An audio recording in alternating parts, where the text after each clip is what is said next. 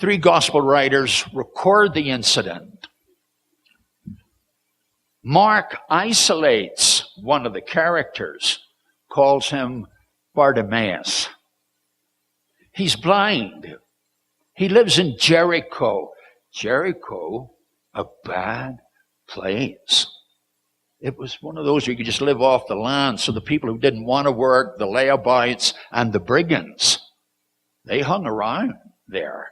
And there's a section of it called Blood Alley.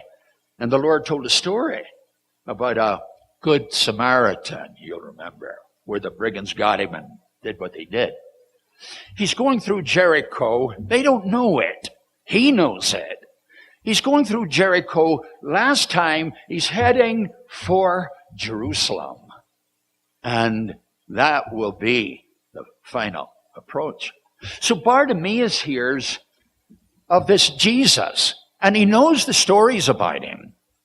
And he starts crying out to the Son of David. All those little phrases are critically important as we read the Gospels in a holistic fashion. But shelving that, he calls out, Jesus, you Son of David, have mercy on me. And the crowd, at least some of the crowd, they keep on telling him, shut up.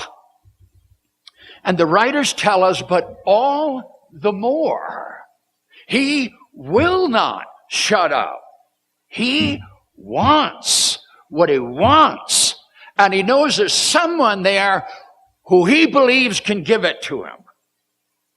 And so he keeps on all the more shouting the same thing. And Jesus hears him. There's something lovely, but it's easy to preach in all these little phrases, isn't it? Jesus stops and calls him. You could preach a while on that, couldn't you? He's always doing that, isn't he? But anyway, he stops and calls him. The man comes over, and Jesus, as if he didn't know, he says, what would you like me? Oh, I love this story. So do you. So do you. What would you like me to do for you? He says, I want to see. And that was it. Yeah. But I like to imagine somebody on the side, somebody who's irritated with him. Oh, listen, you don't need that. We'll give you a white cane. I don't want your white cane. I want to see.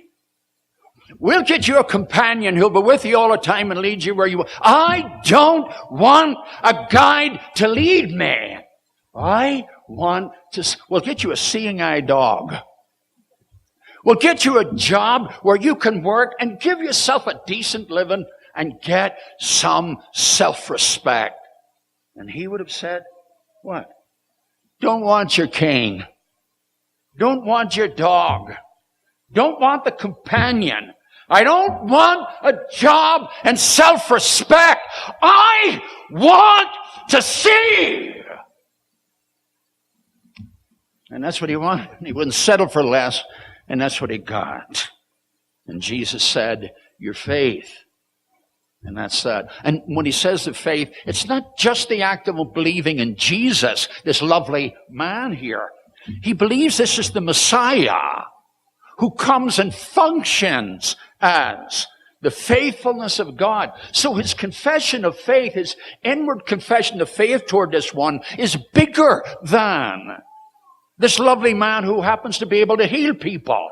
No, he sees this one and confesses in his blindness and all of that God has sent the Christ. And here he is. And every one of the miracles of them, and I'm not even on what I intended to say, and so, see, this is me. I hate this. But here it is anyway. He knows that God has been faithful and come in and as Jesus. And all his miracles were prophecies of and assurances of a coming day when everything is obliterated. That is, unlike full, complete life with God. And that's why you come to places like this.